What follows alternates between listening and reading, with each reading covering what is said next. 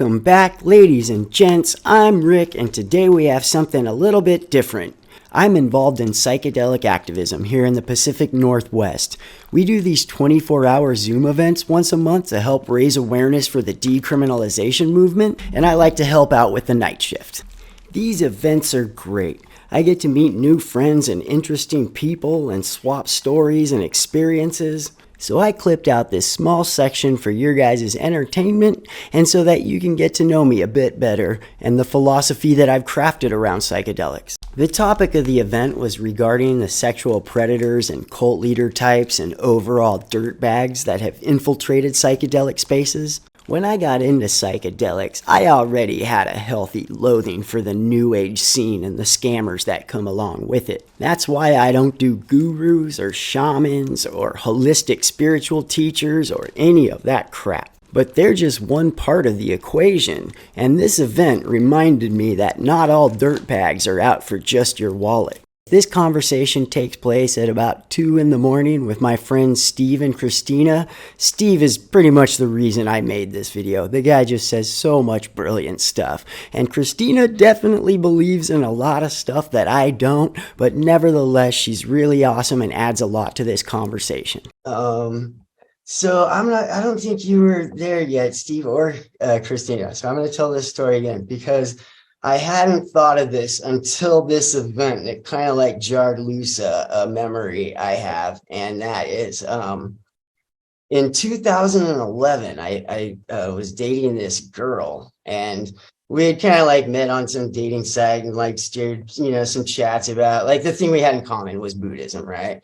She's been doing the meditation Buddhist thing, and I've been doing it for a few years. So we just, had something in common and stuff. And then over like the course of getting to know this girl better, over the course of a couple weeks, she started saying stuff that just set off these like red flags.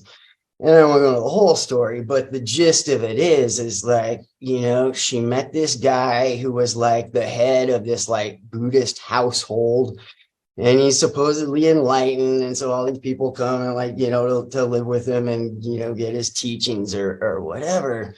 And she started describing like meditation, giving her PTSD. And I was just like, had never heard of such a thing. But it turns out this guy would make these poor people just do these like 5-6 hours long where you're like, your knees get fucked off.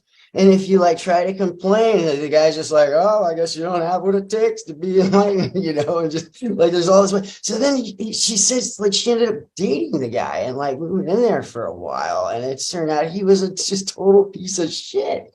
Like was like locked her out. He said that he locked her out in the hallway of her apartment building, buck naked once. So he's a cult leader? Is that what it is? Yeah, basically. Okay.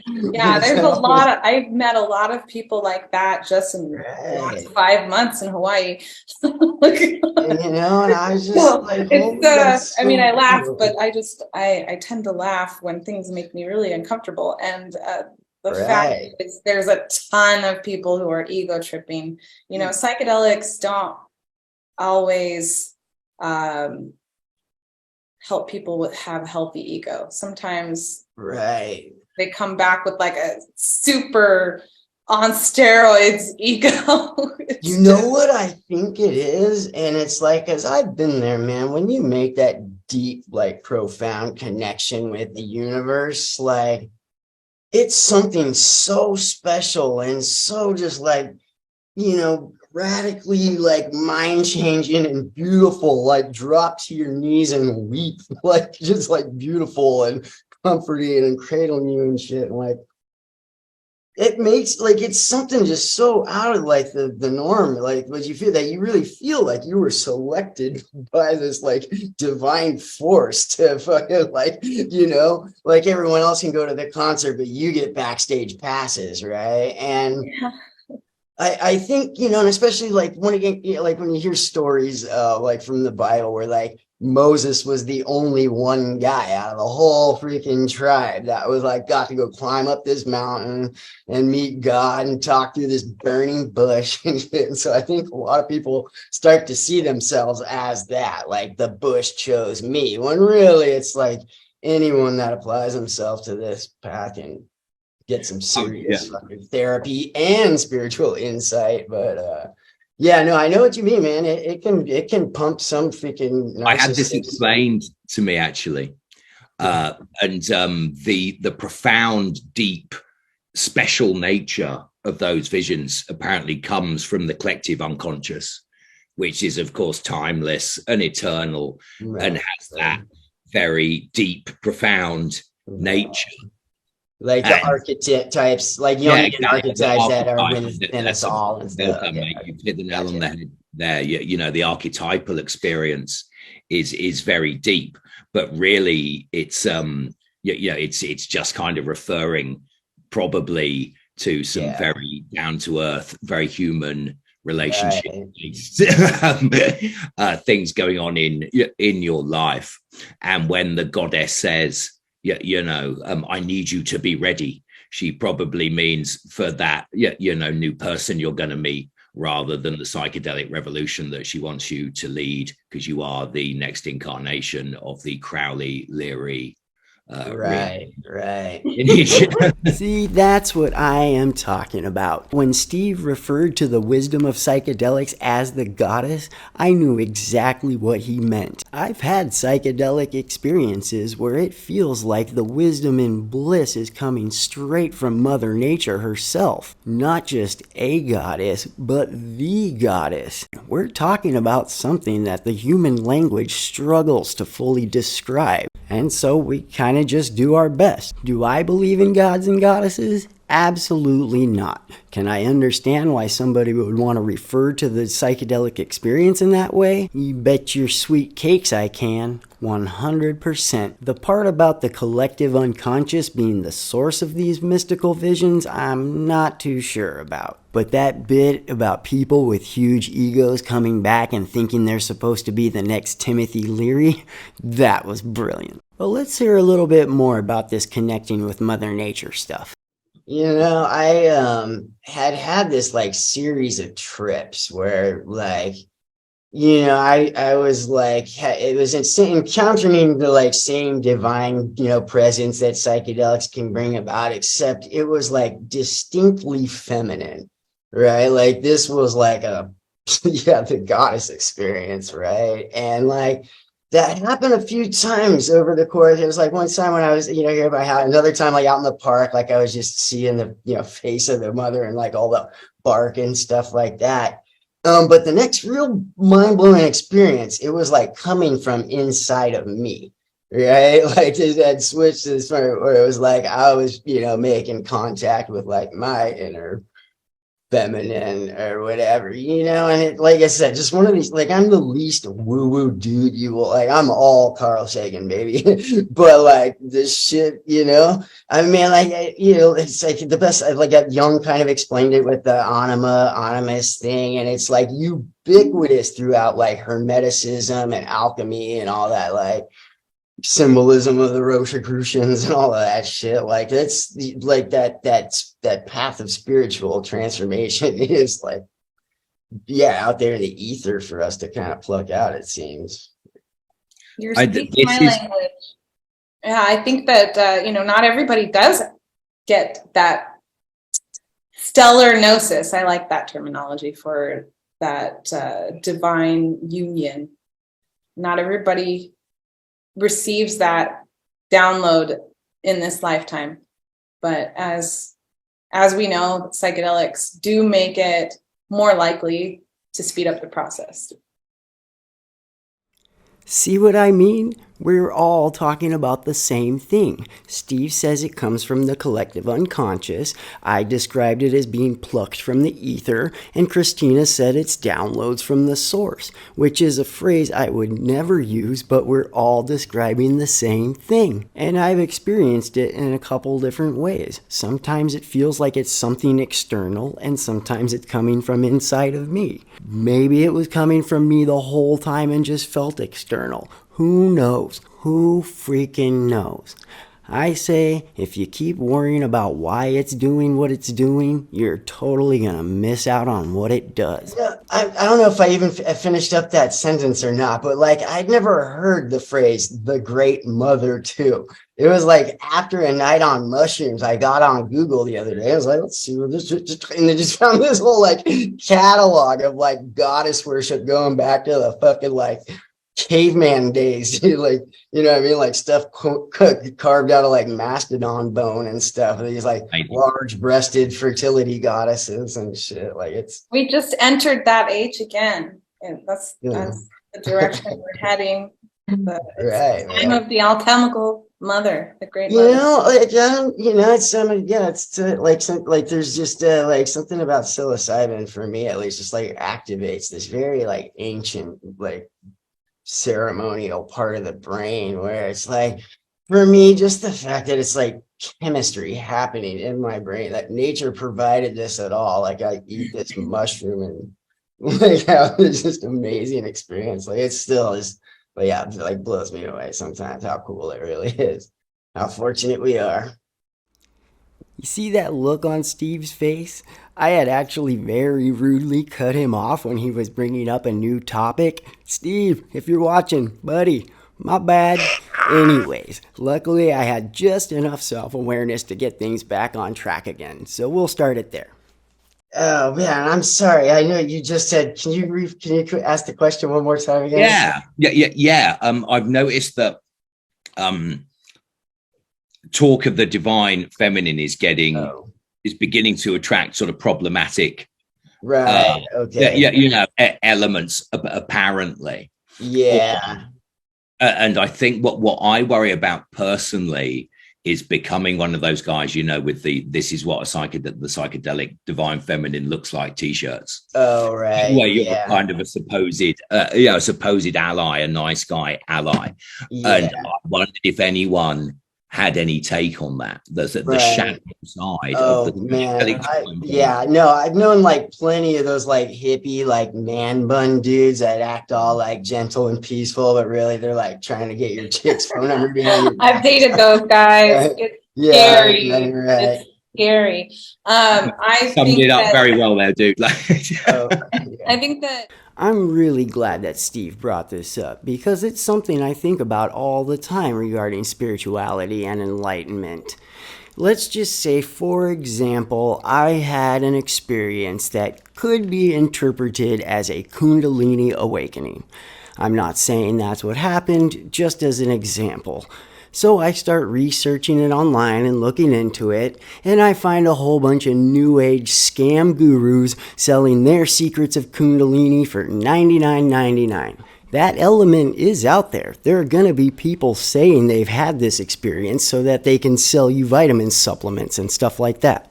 So even if I did have this Kundalini awakening experience, I sure as hell wouldn't run around telling everyone that would listen all about it, for the simple reason that whether I like it or not, I would be grouped in with the frauds and liars that are just saying it. And that's exactly what Steve is talking about right here. There are going to be guys out there that say they've had this divine feminine experience to be cool or make money or to gain access to vulnerable women. And Steve doesn't want to be thought of as one of those guys. So, I think you can tell if someone is full of crap if they're going on and on about the divine feminine but they're treating their girlfriend like crap and they don't have an altar and I guess I think I understood your question, so that was my best answer. Like something I'm struggling to fathom. Like I've just gotten so much growth in learning out of this medicine. Like it's done nothing but make me better. It's hard for me to imagine someone going through all the same stuff I've gone through and I'm gonna open up a scam shaman service and molest a bunch of chicks. That's just so far out of so I don't know. I guess they were probably had some more deeper level problems that psychedelics couldn't fix, or I don't know what the fuck to even make about that. For me, it's I was like never like I had four sisters, right? And it was like I've been in some pretty like toxic relationships, but I've never like hit a girl or like messed around with a drunk chick or something. But yet when I was like in front of this divine like feminine presence, still had like a long list of stuff that was like, regrettable now that I'm like older, right? Just some of the like heartless, careless, selfish, whatever it is. But yeah, no, I was just like signed into service by this divine presence too. Like we just like made this pact. We're like, from this day forward, I was gonna protect and defend like women. And yeah, I don't know. It's brought like the like balance of like how I'm balancing this feminine stuff within me is like helping me, in harmony with the like my girlfriend, like the relationship I'm actually in with a female. So yeah, I've just gotten so much growth and learning out of this that I'm still struggling to find that like pieces of shit can't infiltrate, or that's just like, yeah, it sucks. My sins have been washed clean. But seriously, how awesome is that? I had a psychedelic experience where I had the self-reflection and self-awareness to realize that there had been times in my life where I was mean or selfish towards women, and consciously made the decision to correct that behavior, and now have a very healthy relationship with an awesome girl. I mean, that's just fantastic all around. I'm hoping that a lot of that women do have their spidey senses going and pick up all the creepy, with the intuition and whatnot. But there's gonna be like vulnerable girls that, just don't have that in their tool belt yet, and that's sort of like, fuck. Even if you have a lot of intuition like I do, I still find myself in unsafe situations because there really is not always a way to protect yourself, even if you know someone is creepy, because other people don't always listen. So that's why this whole event happening is really important. When I said intuition, I just meant the regular kind, and I'm pretty sure that Christina means the psychic kind, but nonetheless, she's 100% correct. There are dozens of cases demonstrating this, from Michael Jackson, Jim Jordan, that creep from the gymnastic team, Harvey Weinstein, Jeffrey Epstein, about all of Catholicism damn near. Anyways, we're going to switch gears here, and Steve brings up another great topic. Take it away, buddy. Chasing the mystical experience. And are we not all aware? Isn't it the first hard lesson you learn as a psychonaut, that the mystical experience is not something that you can chase? Or am I getting that wrong? I think you're right about that. I mean, my experience, I didn't know. So I didn't read books on psychedelics. I took some psychedelics in high school, and then way later, I took some more, and I had the mystical experience, which it felt like just a total surprise and an accident, and like, or that I was chosen, like you said earlier, Rick. It did really feel special. I felt like I was the master of the universe.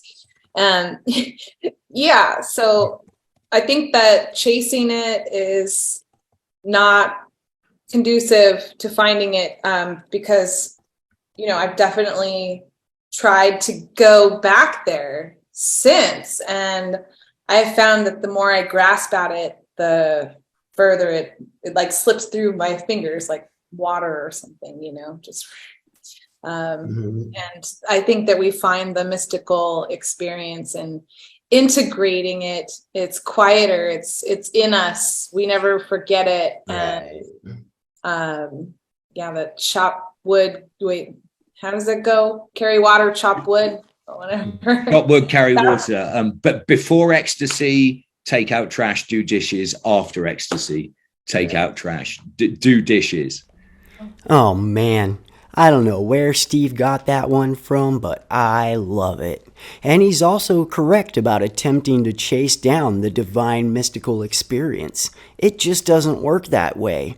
Revelations come when ready, not when requested, and the universe shows you what you're ready to be shown in that moment. And it can feel like psychedelics have this way of getting inside of you and doing this head-to-toe analysis so that it can write you the exact needed remedy. And it's kind of just human nature to want to experience that over and over, so we try to chase it down. But once again, it just doesn't work that way. In my experience, you're better off trying to reach for newer and greater heights than you are trying to return back to that same place. Right about here, Christina steered the conversation back towards alchemy and hermeticism. Let's check it out. It's just really exciting to hear more people talk about alchemy again. I feel like there's a resurgence in psychedelics, and there's also a resurgence in psychospiritual alchemy, and putting them together is awesome. Right. Yeah, sometimes I think of it like, like for people like me that just weren't buying like Christianity and the whole like Jesus thing. Sometimes like that's what I think, like dudes that were like atheistic and science like minded kind of dudes. Like it provided a secular path of spiritual growth and transformation and whatnot. It's like undeniable. There's like aspects of like mushrooms that just kind of like pick me up and just like kind of shove me directly into it. Like how I look at it now, or like the best way I can describe is that I think of like Zen meditation and like science and a life of compassion as like the cake, right? And then I think of things like kung fu and plant medicines as like the frosting, and then stuff like hermeticism and Jungian psychology are kind of like the little dollops and kind of like little frills and stuff on it. So I try not to like have a diet of like frills and whatnot, like keep Zen meditation as like my base, and that way I can like kind of keep my feet planted on the ground, but just let my head roam the stars. Damn straight. Beautifully illustrated too. Okay, folks, we're just about done, but for this next section, I just wanted to give you a little bit of context. Christina has had a really rough year. She went out to Hawaii about 5 or 6 months ago and tried finding her niche in the psychedelic community out there, and it just has not worked out, and she has met some really strange people, so we're going to talk about that for just a second. Have you ever heard of the bite model? It's a method that it's put together by a dude that also used to belong to a cult. I can't remember which one. It was the Moonies or something. At some point, he signed over his house and life savings or whatever, but managed to like escape. And then now is like a therapist that helps family members get people out of cults. And has written books and toured speaking on this, and he developed the bite model, and it's to like gauge cults or cult leaders by whether they try to control bite. So it stands for behavior, information, thought, and emotions, right? So if they start cutting you off like from your family, like trying to isolate you, only letting you check up on certain news sites or having your phone for a short period of time, all these like methods that have been tried and true for cult leaders to keep people within their control. I just got away from a place where I wasn't even allowed to use my cell phone. So that could be it, and like long so if it's same with like they're controlling your emotions, like you get penalized for wanting to speak your mind on something that bothered you, you're not allowed to feel this way, or got penalized for saying good morning because it sounds too much like morning, like sad. You could only say grand rising. Oh, you're right. Yeah. I'm so sorry to hear all of this, and of course it's all horribly familiar, and it's the kind of the normalization, isn't it, of something that is downright weird. And the last thing I'll say before I go to church is I've never felt so close to the macabre as I have in abuse situations, you know, even fiddling around with like alchemy and stuff like that. You know, even where it's got to, you know, scary points. I've never felt that kind of chill of the monstrous archetype as much as I have in, you know, abuse situations. And I wonder kind of where that comes from. Is it just our mind trying to fill the space where logic and you know, ontology, our framework has disappeared? And then Steve said the most British thing that a British dude could possibly say. Christina, is your second name really Castle Burning? I go by Castle Burning. Amazing. But it's actually Castleberry. It's English, but I was